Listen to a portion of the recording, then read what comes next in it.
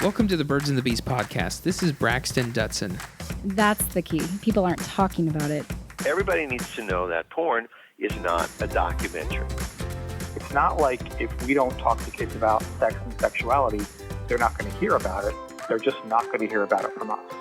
They have tons of questions, they just don't know how to ask them. All you have to do is be one chapter ahead. You don't have to know everything. Just one chapter ahead of wherever your child is. Hey everybody, this is Braxton Dutson with Birds and Bees podcast. This is episode 14 of the Birds and Bees podcast, and I appreciate you being a part of the hive and listening to these episodes. We're really glad that you're here today, especially because today we're going to have Al Vernacchio's special from Planned Parenthood and the Rocky Mountain Sex Summit. They had him come in and did a segment called Ask Al Anything. Al Vernacchio is a sex educator. He talks with teens in school. He's actually an educator in a high school, and this is what he does day in and day out, is talk to teenagers about sex and their questions. And this is a wonderful opportunity to get raw information that parents, that kids have about sexuality.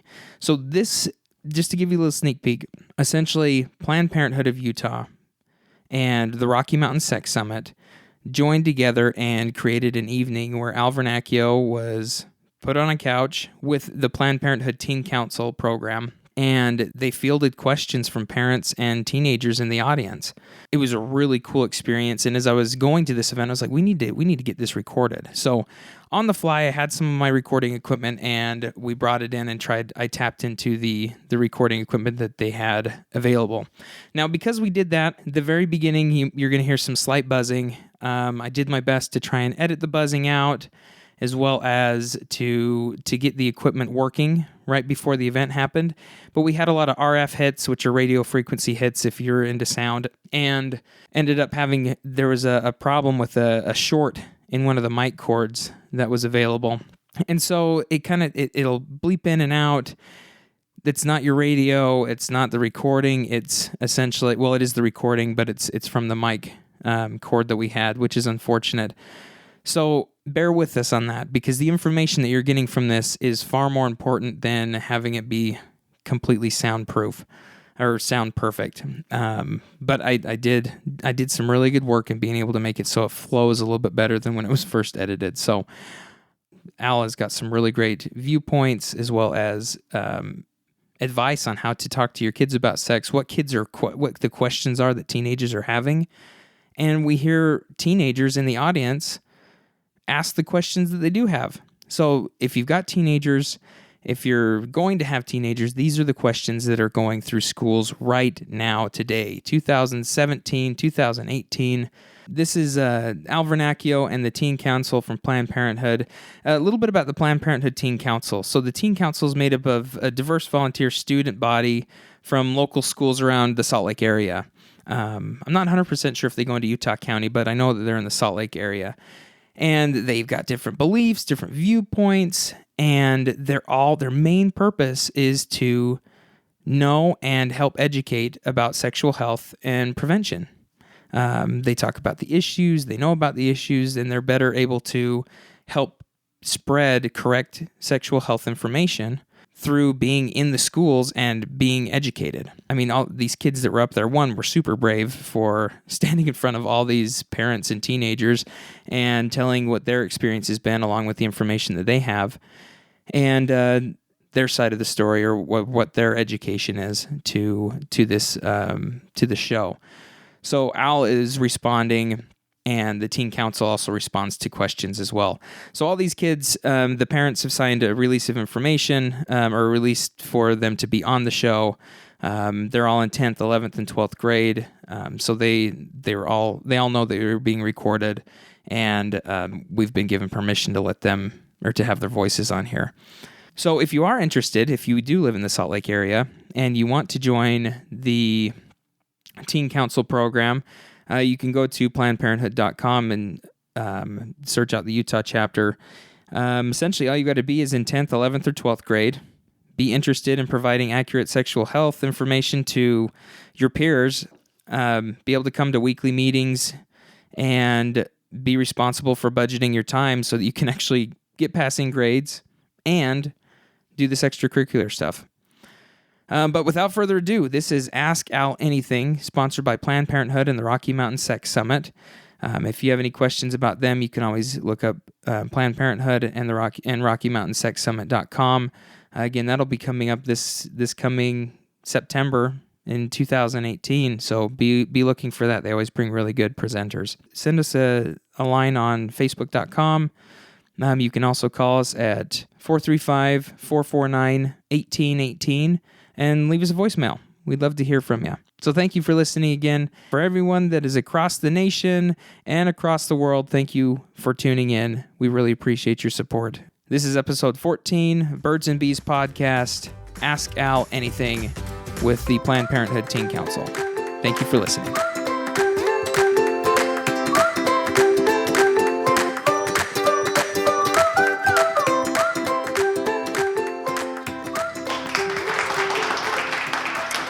Hello. Thanks, everybody, for coming. Thank you so much for being here tonight. I'm going to talk for about 3 minutes, and then what I really hope is that we can all together have a great conversation where we can talk about basically whatever it is that you want to ask. So folks will give you a little more guidance about that in a second. So I teach human sexuality for a living. I also teach English, and I also have taught religious studies in my past. I live in Philadelphia, and this is my first trip to Salt Lake City, and it's been a great trip. Been really happy here. So here's what I want to say about asking questions. First of all, adults in the room, I absolutely want to hear your questions, but I want to make sure young people get the first crack or primary shots. And young people, whatever you want to ask about whatever you want to ask, I'm really open to that. I promise I do not and I will not assume anything about anybody based on the question they ask. And that's really important because I'm your guest. I don't know you very well. I want you to feel really welcome and safe. And so that I promise you that I don't make any assumptions about people based on the questions they ask, except that they're awesome people because they ask questions. Because that's what we need to do. We need more questions and more conversation, okay? So I identify myself as pansexual, and so I just sort of wanted to ask if that's something that can also be sort of like part of this month, part of celebrating this month. Okay, so I think I love the fact that we have that we've gotten to the point where we are able to say that we really want to celebrate all different kinds of gender identities and sexual orientations and romantic orientations. And I also feel like, wow, it's kind of sad that we have to make special time to say, yay, you're bisexual, or yay, you're pansexual, or yay, you're genderqueer. Because if you're straight, it's kind of like every day people are going yay, you're straight. And wouldn't it be cool if everybody got a yay, no matter who they were or how they identified, all the time? So I think it's really important that we have visibility. And I think that those of us who don't identify as straight, and who have the safety to be able to say, yes, I'm gay, or I'm lesbian, or I'm bisexual, or I'm transgender, I think that's really important, because the more what we know is that what makes people more accepting is knowing people who are different from they are. And so anytime we get to say, here I am, here's who I am, that's a gift not only to us to be able to say it, but to everybody else. Because that's how the world gets more open and more accepting. And yes, I'm sure we're going to have a month for pansexual awareness and celebration, because we keep moving in the direction of recognizing more and more ways that people are, and we should be celebrating everybody. Yeah, so yay. So there's two ways you can ask questions tonight. One is you have beautiful microphones. You can come to the mic and ask a question. And the other way is we have lots of blank paper and pens around, and you can also write something down and just sort of fold it up, and somebody from the staff will kind of be sweeping around and just collecting them, and then I'll open them up and I'll answer, okay? So as somebody new to peer education and teen council, and you as an educator yourself, what do you think are some of the best ways to make sure you're inclusive of everyone when you're teaching? What a great question. I'm going to repeat the question in case you didn't hear it. What are some of the best ways to make sure that you're being inclusive? And the question was for me as a sex ed teacher, but I'm going to expand that to say, what are the ways where we can all make sure that we are being the most inclusive we can be when we're talking to each other and when we're meeting new people? So I think inclusivity is a really important goal for us. That might sound really obvious, but I want to say that out loud. And so here's a couple things I do. I invite people when I meet them to, I ask for their name, which is something you typically do. And then I always ask people if they want to tell me how they identify. So, hi, so what's your name and what pronouns do you use to talk about yourself? Because sometimes people, I don't want to assume just by looking at somebody that I know everything about them or anything about them. We want to be able to create situations where we're inviting people to be able to tell us whatever it is they want to tell us. And here's the other thing. When somebody says to me, hi, I'm bisexual, or I'm a guy, or hi, I'm a girl, my answer is always, wow, that's so cool. Thanks for telling me that, right? It's not like, what's that? Is that a thing? That's kind of interesting, right? So how open are we to just being able to say, well, that's great, right? And then I might say, I'm not really familiar with that. Can you tell me more about that? So the other thing I do is when I'm talking to people, when I'm asking if I want to know who they're dating or who they might have a crush on, I don't say do you have a boyfriend or do you have a girlfriend? Do you have a sweetheart? Because sweetheart is a word that can refer to any gender, any age, any identity, and I think having a sweetheart is great. I have a sweetheart. I really love having a sweetheart. I think anybody who wants to have a sweetheart should be able to have the sweetheart that they want. And I think it's really important in being inclusive to ask questions where you are showing you're prepared for whatever answer people are going to give you, right? Adults, the other thing I do, and I said this today in the conference, is in my email signature, I include my pronouns, which is a way, so I put, my name, my email address, my phone, and then I say, my pronouns are he, him, and his.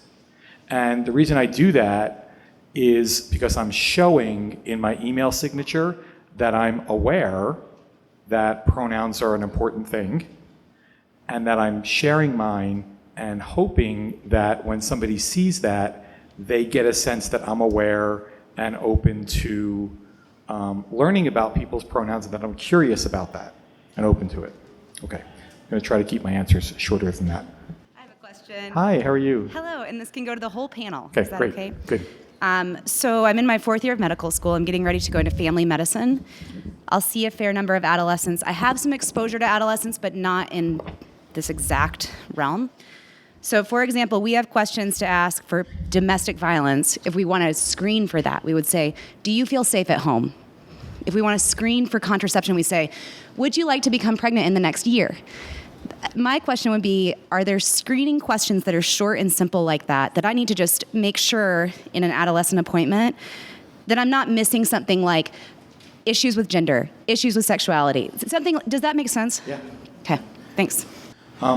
So one of the things I think, one of the ways I would ask a question about sexual activity is, do you have sexual activity with male-bodied people, female-bodied people, or both?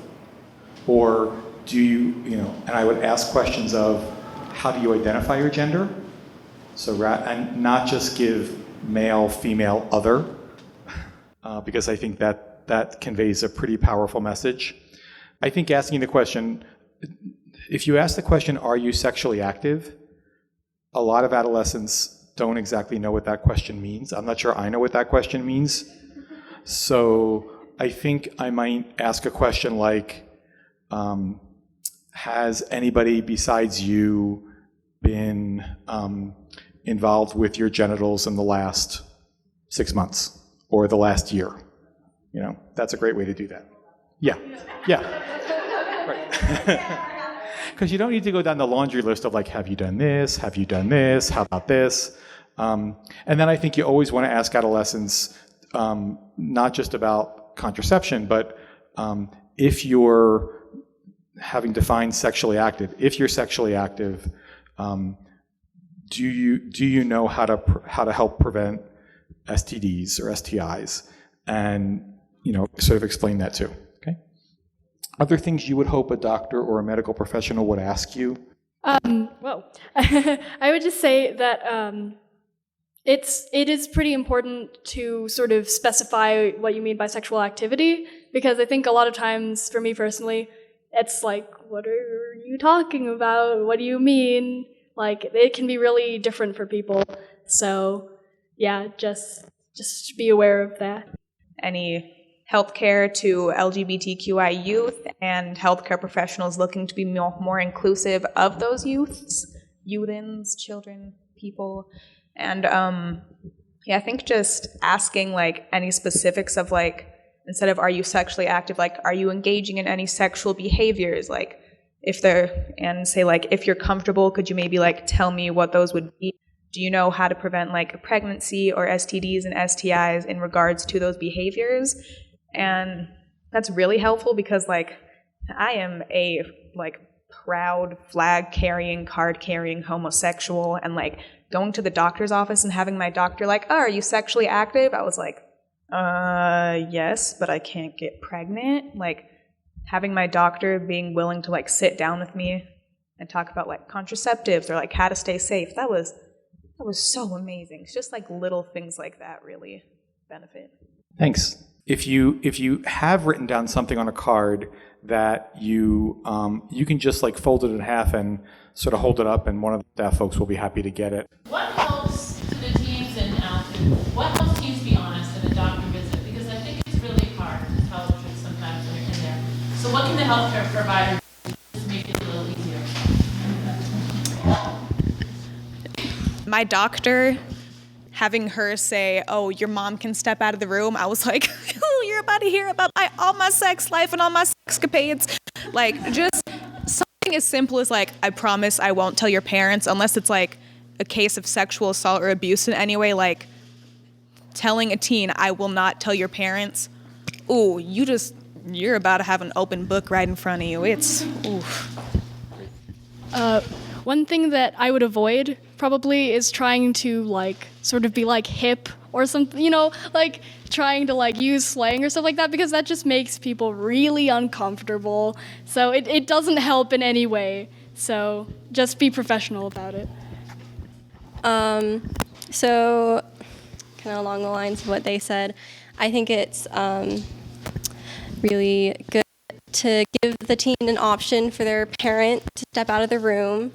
Not every teen wants to talk about their sex life when their parent's in the room. And I think it's important to be friendly, but at the same time professional, because, I don't know, I've had experience with doctors, and sometimes they make weird remarks about certain things, and it's not cool. Okay, so a lot of really, really great questions here. Thank you for these. I'm just going to go in any random order. This question says, if a child has been exposed prematurely to sex, will they be okay? So let's first just say what we mean by that. So at what point should children be exposed to sex? Depends what you mean by sex, but the fact is that we are born as sexual people, we're born with bodies, we're born with feelings, we're born with a developing sense of self. So to my mind, there's no such thing as too early. That really what we're talking about is what are the age-appropriate ways to talk to our kids about their bodies, their feelings, and their relationships. Now, when we're talking about little kids, we're not talking about sweetheart relationships necessarily, but we're talking about who are grown-ups, who are people that love you and that you trust and that you can ask questions to. I always tell my teenagers, I should clarify, whenever I talk about kids or children, I'm talking about my students. I don't have any biological children or adopted children. I'm an uncle and I'm a godfather, but I'm not a parent. So I also want to acknowledge that because I can't say this is what I do with my kids, okay? But I always say to my kids, my students, you should always have 4 people in your life who are sort of trusted guides, right? And one of them can certainly be somebody your age, but it would be great if there are 3 people who are kind of adultish, and adultish is kind of older than you, who you can go to. And I hope that one of them would be a parent, but I also recognize that that may not be true for some people. So if it's not, who are those people? And maybe one of them is me, but it doesn't have to be. And maybe one of them is a family member or a close friend or somebody from your house of worship. But we need to have kids have many, many different advocates and allies for them. Let me go back to the question. Exposed to sex. So if a kid, let's say, walks in on mom and dad having sexy time, does that burn their little brains? And no, kids only take in what they can take in. And, actually, my experience is adults are way more freaked out about that than the kids actually are. And they might say, what were you doing? And then you get the chance to say something really creative, like, oh, we were having some really special time together that grown-ups have sometimes. That's it. You don't need to get into body fluids. You don't need to get into positions. It's just, that's it. Our kids today are, young people here in the room, you know this, you're being exposed to messages about what guys and girls are supposed to be like. You're getting exposed to messages about relationships and about all kinds of stuff. So it's really important that you feel like you can talk to your parents or adults in your life about those things. If you have questions about them or about what something means and parents, when we're watching TV with our kids or we're listening to music with our kids, use those opportunities. Wow, look at how this TV show is portraying girls. Is that the way you think most girls are? Do most girls act like the way this character is acting? Or wow, look at that couple in this TV show. Do you think that they have a relationship that is really good? And why? These are really kinds of conversations that if we normalize them, it's very, very helpful. Okay? But the basic answer is no. No damage is going to come from early exposure because kids only take in what they can take in. What's most important is making sure that if a kid is that whatever a kid is exposed to, they feel like they have the opportunity, permission, and encouragement to ask about it. Secrets are bad. And I think we can say there are different ways that people express themselves in the world, and some people are more sort of open than other people, and everybody gets to decide for themselves how much they want to share about themselves to other people. And so I think that's also a conversation. Now, you're right. There are also times where I think as an adult, we have to say, that's actually not something that I think is a good model for you. And here's why. Yeah, of course. Right. And we always do the good touch, bad touch, and that kind of stuff. But one of the things that I think is really important is that whenever we're talking about sexuality with young people or with each other, that we're trying to start from a positive place. That sexuality is a force for good. It's a great thing to have a body, to have feelings, to be able to make relationships, and that if we learn those things and talk about those things and develop positive attitudes, we're going to head off a lot of negative stuff that might happen. Okay. I'm going to get to the next question. This is a little bit of a technical one, so stick with me. Is there any differentiation, is there any difference, that means for young folks, between herpes simplex 1 and 2? And if I get cold sores, am I at risk for spreading it to someone's genitals? How long can herpes be dormant before having a genital outbreak if you've contracted the virus? Okay, so let me just frame this question for people who are saying, like, I don't know what that means. So, herpes is a virus. A virus is a thing that can make us sick. There's all different kinds of viruses. Adults, adults and adolescents who understand herpes as a sexually transmitted infection, let me address this.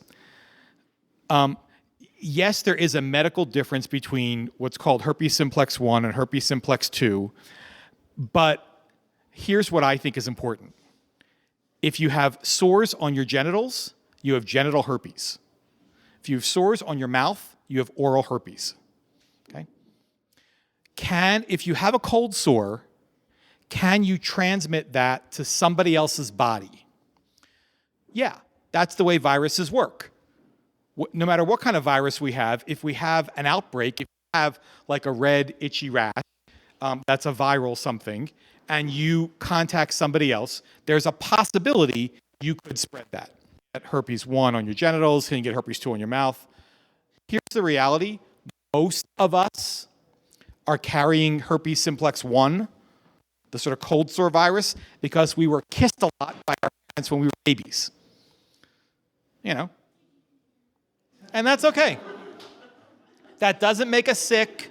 That doesn't make us, it's not harmful. It's not gonna, what that does mean is that for some people, when they get stressed or sick, that they get little cold sores in their mouth. Okay?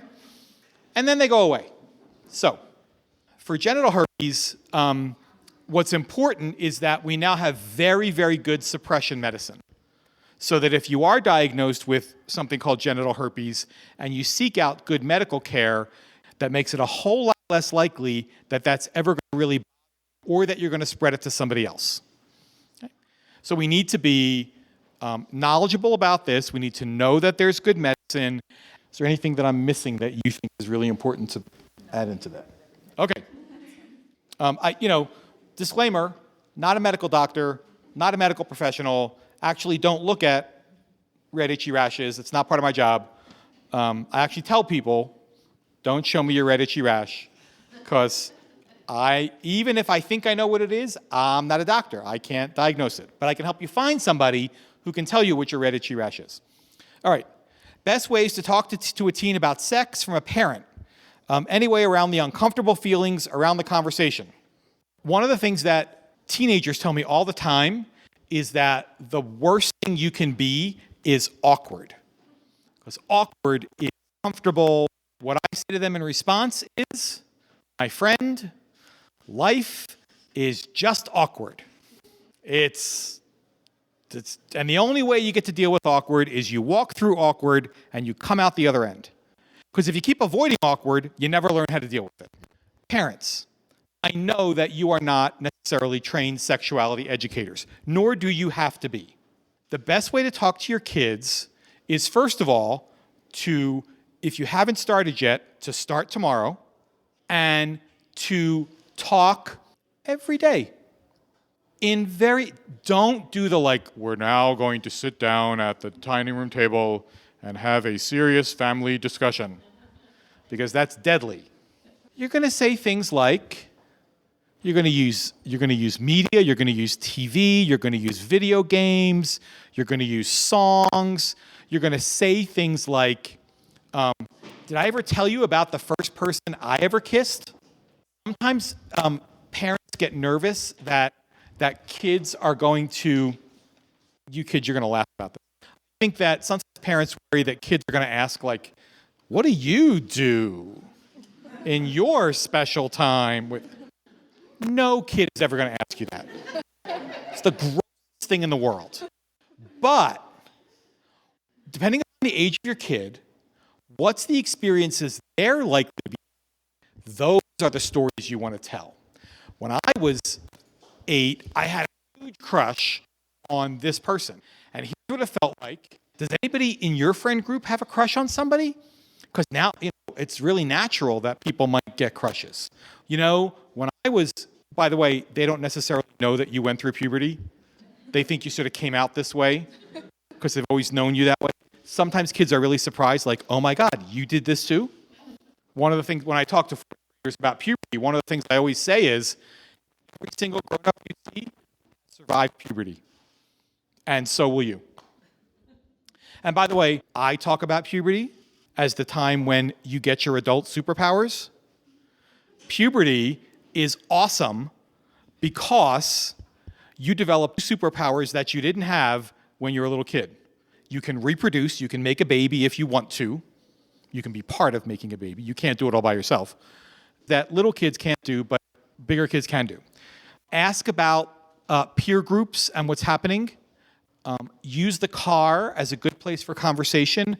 I think it's really okay to have, you get to decide how long, 10, 15 minutes, how long the drive is of your own time in the car, so that you actually can talk to people without having to talk over earbuds and things like that. And parents, really, really important. Start from thinking about what your hopes are, not what your fears are. Encourage your hopes, not your fears.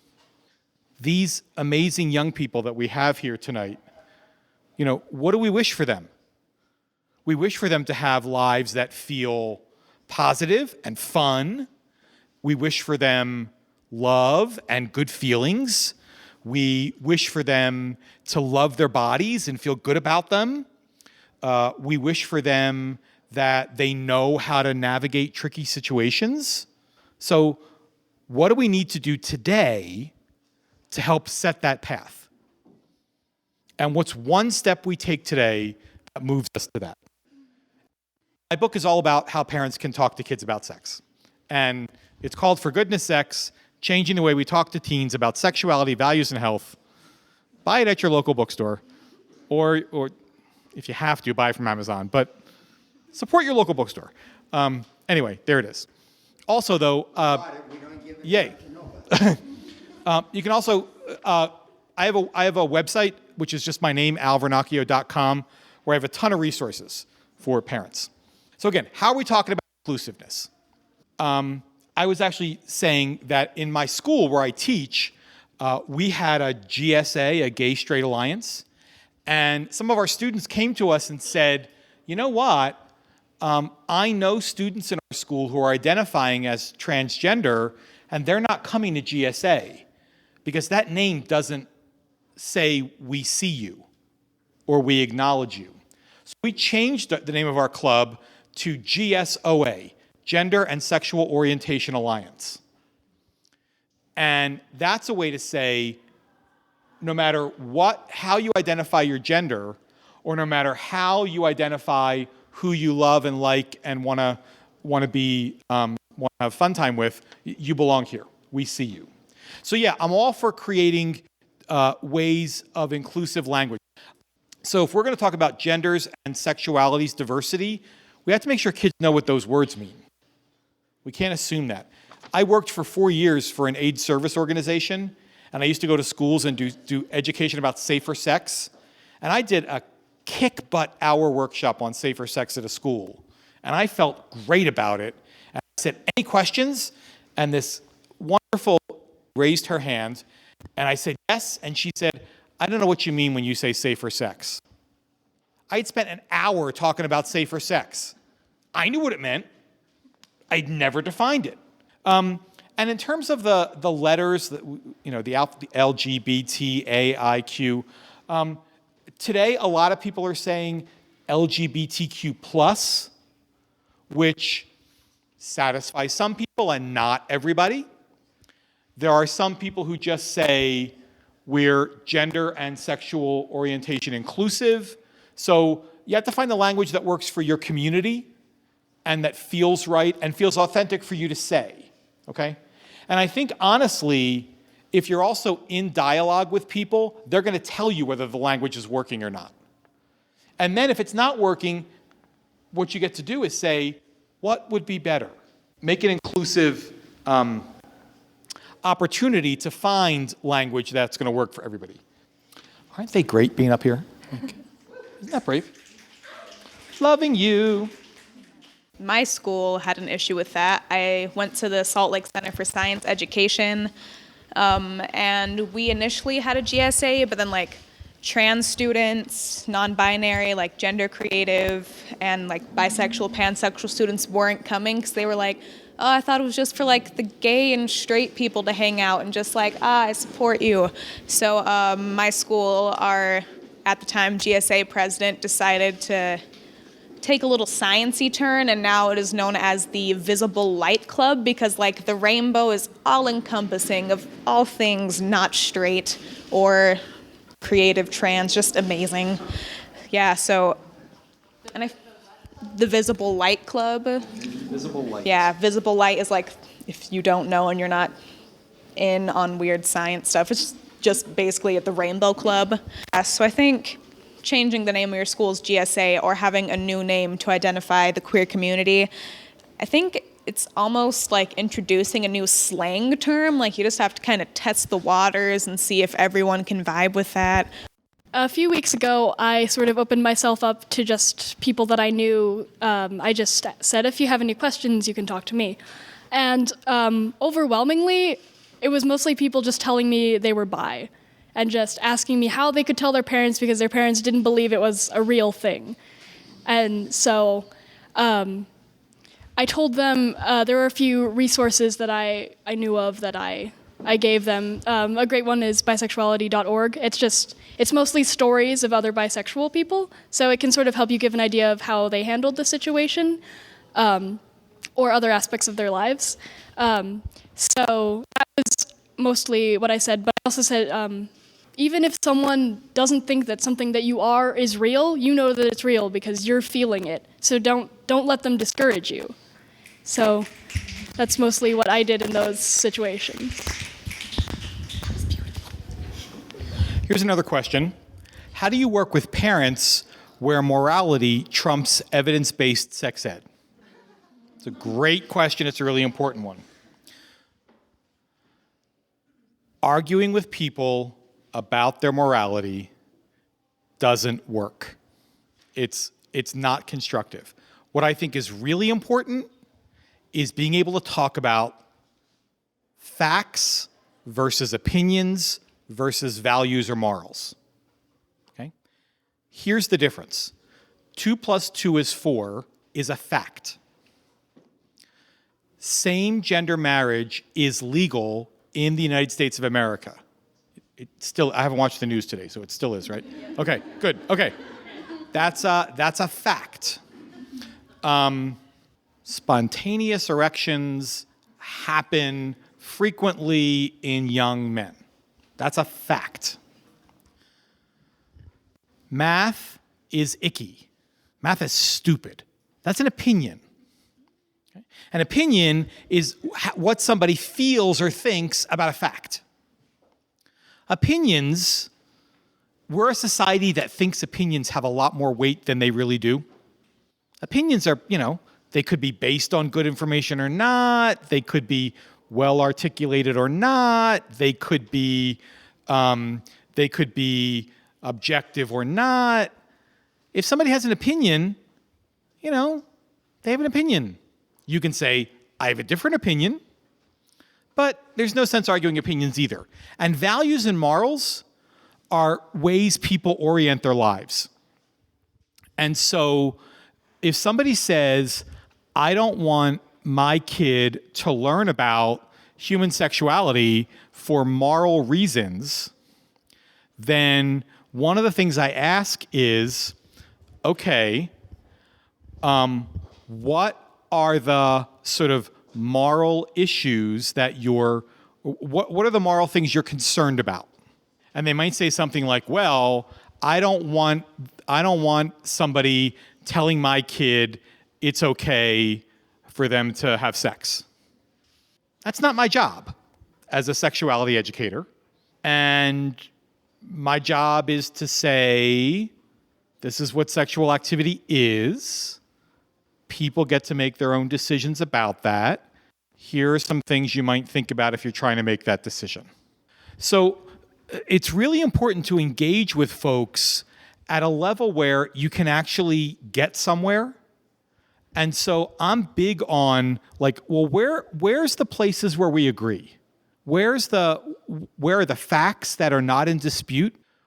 What are the outcomes that we both want for these young people that we're talking to? Why might it be important? How might it actually help your young person to hear opinions that might be different from your own family's moral framework? How are you helping kids engage with that or talk about that? But I don't argue values with people, because I find that to be a big waste of time. And honestly, if somebody sucks you into the moral value argument, they're just totally getting you off track of what you really need to be doing. So I try to just not go there. But I really do want to respect people's values, and I'm not going to say you're wrong for what you believe. I'm going to ask, why do you believe that? Where's that information coming from? That kind of stuff. Okay, I got another quick question. I'm going to save that one for last. Okay, these are two sort of longish questions. So here we go. I've tried to be really open and nourishing when talking to my kids about sex. My parents never talk to me. 2 of my kids seem okay with these talks, but one is always like, Mom, stop, you're making me uncomfortable. I already know this stuff. How do I respect my child's boundaries without just not talking about it? It's a great question. So,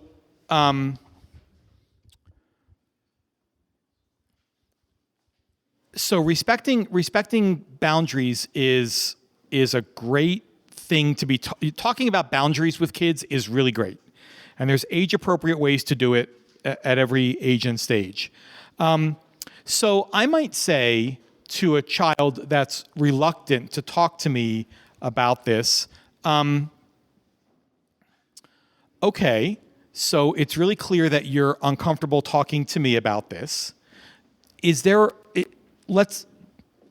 you know why that is? Do you know why? Like, what makes it embarrassing? How come we can talk about, name a subject here, but this one's different? Would it be helpful, or do you feel like the conversation's always like me asking you questions about stuff?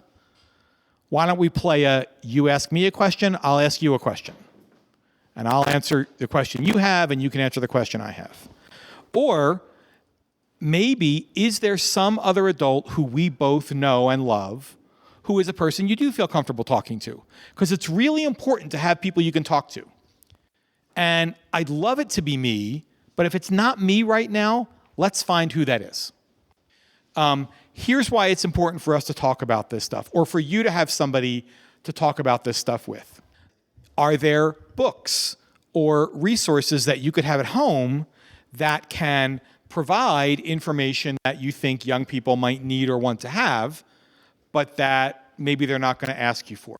Books around the house, or, articles or magazines, whatever. And, it's not like, it doesn't work, by the way, to say, here's a book, read this. I tried it with my parents when I came out to them. Here's a book, read this. It did not go well. But I think leaving books around the house is a really great idea. I have also, in some more, I don't want to say extreme, but I have talked to some parents who have tried this and it's worked. It doesn't work for everybody. Some parents and kids do a response journal, which is you get a special book, pretty notebook, and maybe I, as the adult, write something I can write about my day. I can write about something I really love about you as a young person. I can tell a story from my childhood. Then I close the book and I put it in the special place. When the book's in the special place, it's the kid's turn to pick up the book, take it to wherever they want to take it, read what you wrote, and then they get to write something. And then they put it in the special place. And it's a way to go back and forth and have dialogue without having the face-to-face. It doesn't work for everybody, but for some people, parents and kids, some partners, it's a nice way to get communication going. And then obviously what you want to do is transition to be able to talk more face-to-face. I also think even if they don't want to talk to you, you still have a great opportunity to send lots of messages to them. Remember how you used to write little love notes in their lunches when they were really little kids, right? When they're adolescents, you should totally do that. You should put a note in a lunchbox that says, I hope you realize how awesome your body is. Or, I hope today you do something pleasurable. Or, it's really normal to feel turned on. Or whatever. I was very much like that third child growing up. I was like, Mom, I don't want to talk about sex. I don't need this from you right now. Like, I know.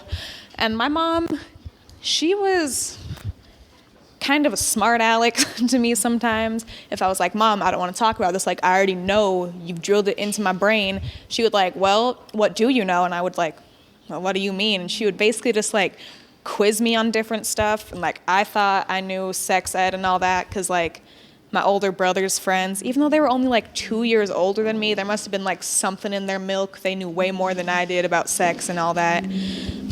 But like my mom, just whenever she had the opportunity to talk about sex, even if it was like, oh, sick, we're listening to Tupac in the car. Now we're talking about like positive relationships and how you should treat a woman if you ever like date women. And I was like, oh, this is cool. Yeah, but like if your kid is uncomfortable and squeamish like small Deja was, don't do what Al talked about earlier and like have a big sit down with them. Like, all right, sex talk time. Like, turn off your phone, turn off the tablet. We're just going to sit down. Just like leaving little breadcrumbs of knowledge for them that they'll eventually look back on and like, oh, wow, and now I have like a novel of sex ed I can look back to. Just little hints here and there are amazing and awesome. So with my parents, I've always had like a pretty good relationship talking about this stuff. And it was usually me who would like bring stuff up. Like I remember I can't remember how old I was, but it was a little while ago. And I was kind of staying up late and I was talking to my mom. And I asked her to go through the entire history of everyone she's ever liked and ever dated. I've done that to her like 5 times now. And she's always willing to tell me. And she said that when I was little and I would ask just random questions, she would always answer them because she figured, if you're old enough to be asking the question, I can find a way that's appropriate to answer it for you. So she was always open about that sort of thing. So my dad is a public health professor, so things like STDs came up a lot. I was exposed to things like that from a really young age, and it always came up casually and kind of in a humorous way because it's just who he was. But I think it's good just, again, don't just sit down and have the talk, 'cause that's uncomfortable. Answer questions appropriately when they come up. And I think it's important to be casual about these things because big sit-downs are uncomfortable.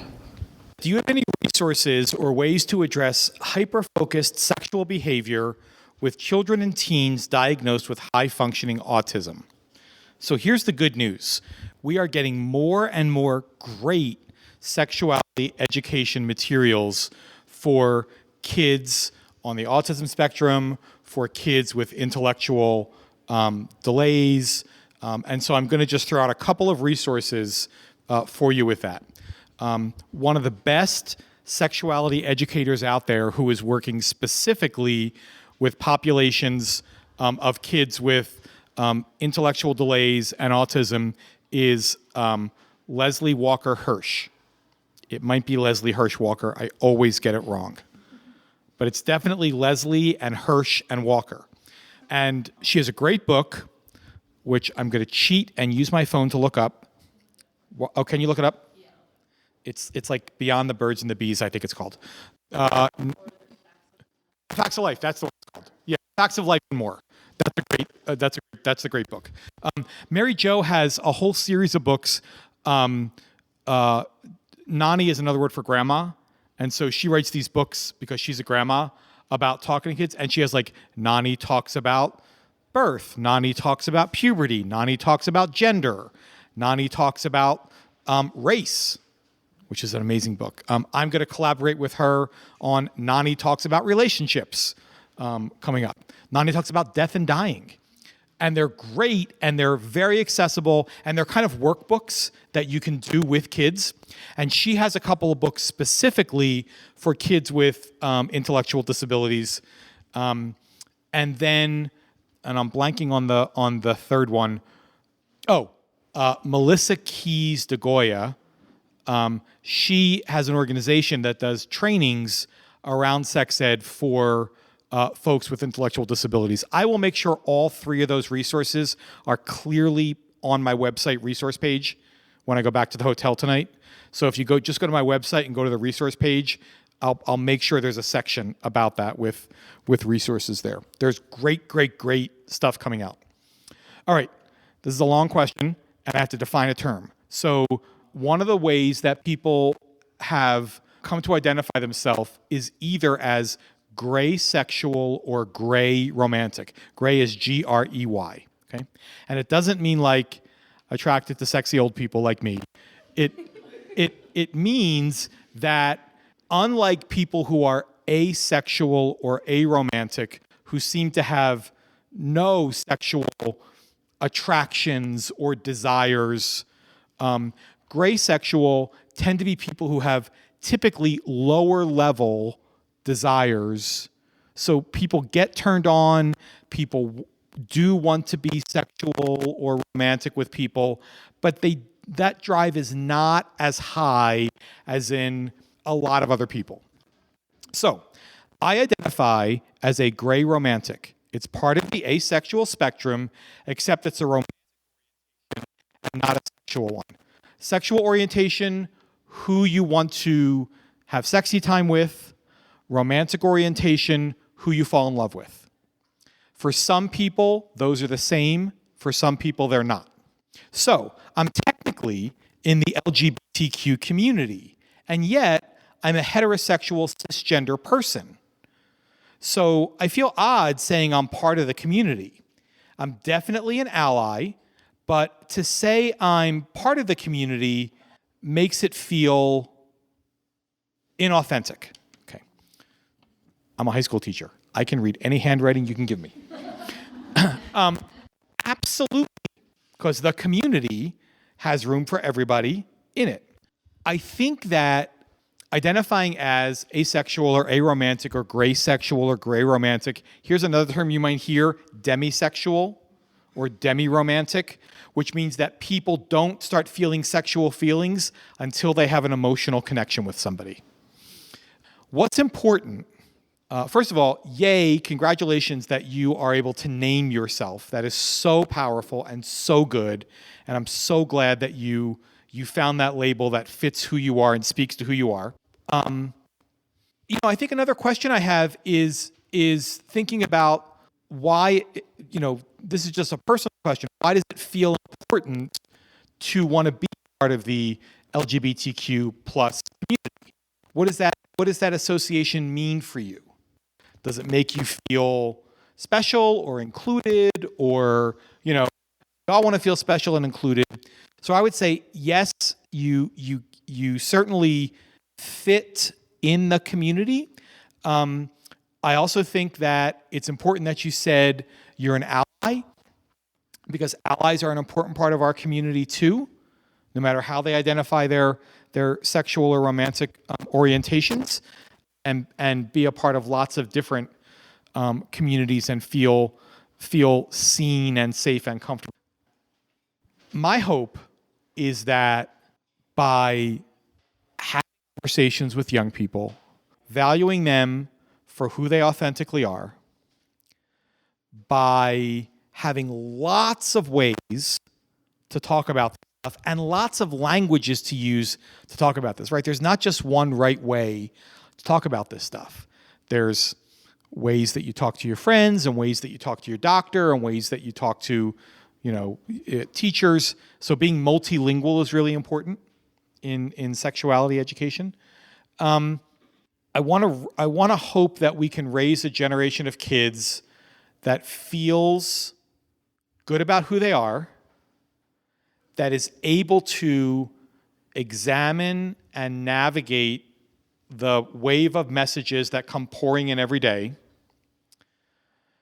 that we can become ever more conscious that no matter what we're doing sexuality education, that it's not this thing that exists as a little island somewhere, but that it is basically training to create relationships with people and training to make decisions, and that we're going to do work too in our own worlds, in our own lives, in our day-to-day interactions. Because if we do that, then that may not stop an organization from losing their funding, but it's going to help ensure that when these kids that we're talking to become people who are making decisions about funding, they're like, duh, of course we need to fund that because that's really important. Like, what if we lived in a world where we just, where our assumption was that all this stuff was natural and important and cool and good, and that, that's what I'm hoping for. I think we're going to see a lot more. I'm going to get a little bit more practical. I think we need to do a lot more work around technology and sex ed. I think we need to be having a lot of conversations about cell phones and selfies and privacy and stuff like that. I think that we are seeing and continuing to see younger and younger onsets of puberty. Your sort of chronological age versus the age your body looks, and especially for little people who are starting really early. One of the first things I would like a young person to be able to say when somebody is coming on to them is, "I'm 9." So honest about that. And I think we're also here. This is really cool. So we're getting such good contraception and such good options for long acting reversible contraception, that if we could be better about making sure people know about that, we really could do a lot to reduce unintended pregnancies. Here's the flip side of that. We can't stop talking about STIs as well, because, and let me switch gears for a second. Yay, we have something called PrEP now, which if you're at really high risk for HIV, you can be taking some medication that really makes that risk a lot lower and a lot less likely. But we're also seeing an increase in unsafe sexual behaviors because people are thinking, oh, it's cool. So there's whenever we have these great new advances, we have to figure out how do we change the conversations that we're having so that we're not missing something. That's a sort of unintended consequence of this really cool thing that's happening now. I would like to ask the young people on the panel, what's maybe one thing you hope will change or happen in the next, 5 years, 10 years, that would really be a benefit to you and your friends and your community? So what's one thing that you hope will be happening on the horizon? I think that there's a lot of double standards that exist, and it's kind of just a fact of life for a lot of girls, and especially young girls. They're often put in situations where despite their age, they're sexualized and they're expected to dress a certain way. The blame is placed on them for the way that other people see them. And I hope that that would change and young people can dress how they want, can do what they want with their own bodies and not be seen as inappropriate by older people. So I saw this post a while back that said, I hear a lot of my friends saying I'm not queer enough. And by saying that, you automatically gain 500 queer experience points because everyone I know who is queer has said that at least once. And so it makes you more queer to say that. So for the future, I would like sex education in school to just be better in general, overall. That would benefit so many of my friends. It would benefit me. It would change everything if it was just mainstream, if everyone just got it. I have to say that I've never met a kid who didn't want that. I've met kids who were embarrassed about that, but I've never met a kid who didn't want it. I think that sometimes you see kids who are really embarrassed in school, but I think it's mostly the way that sex was treated as they were growing up. You know, it's treated as like this thing that you don't talk about. It's wrong. It's not for you. And then, you know, they're really embarrassed about talking about it and hearing those words in school because they've never been exposed to it in a positive way. Adding on to that, kids at my school that were like, I don't want to learn sex ed. I was like, okay, is it you or your parents that don't want you to learn sex ed? Like, it's never been a kid themselves not wanting to learn sex ed. It's been their parents telling them, you don't need to learn this, like, you're okay without it. Along the lines of that, a hope for sex ed, not just in the future, like right now. Well, I guess that would be the future, because like you're not all gonna go in this moment and like preach sex ed on the streets, unless you want to. Like, that'd be cool. We can like set up a little corner sex ed station if anyone's down. That's a hope. No, it's not. If you are involved in creating any kind of sexuality education programming, this is sort of not connected to what we were just talking about, but a quick tip. If you're going to do permission forms for sex ed, please don't do opt-in permission forms. Please do opt-out forms. So that means that parents have to do the work. That means that the sex ed program is normalized. This is what's happening. And if you don't want your kid to do that, you've got to take the extra step. As opposed to if you want your kid to do this, you got to make sure. Because, you know, I'm going to tell you, kids lose forms. I'm sort of doing the last sweep for anything we haven't talked about that we should. A last thought for grown-ups. I think about prejudice and bigotry, whether it be sexual or any other kind, and I see the gray fog of fear back there. And when I think about our local legislature, I think about the gray fog of fear that grown-ups have that stand in the way of the people that need sex education that aren't afraid. Right. Haven't learned to be that afraid, thankfully. Mm-hmm. What do we say? What can we do to those that hold power strings, that are afraid, and to encourage the conversation? Hey, we're all afraid about things in life. It's okay to be afraid and to talk about it. Sure. Pay really close attention to your local school board elections, voters, people who are opponents to sex ed. Pay really close attention to school board elections. We should as well, as much as we can. Talk to a legislator. Yeah, we're at our time. So, yeah. I'm so proud of our teen council members. So first, thank you, all three of you. Terrific. So well-spoken, so impressive, so bright, and you give us hope, so thank you for being here. And thank you to Cecilia, who is their teacher. We really appreciate her.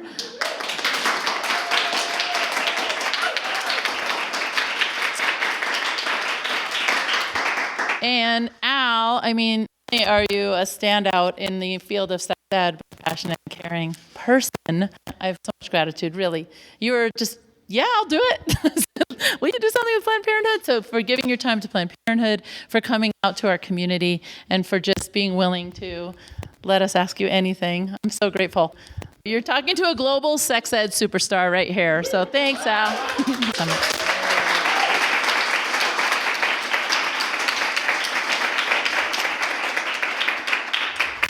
And then thanks to Kristen Hodson, who is the Healing Group and ran the Rocky Mountain Sex and Intimacy Summit.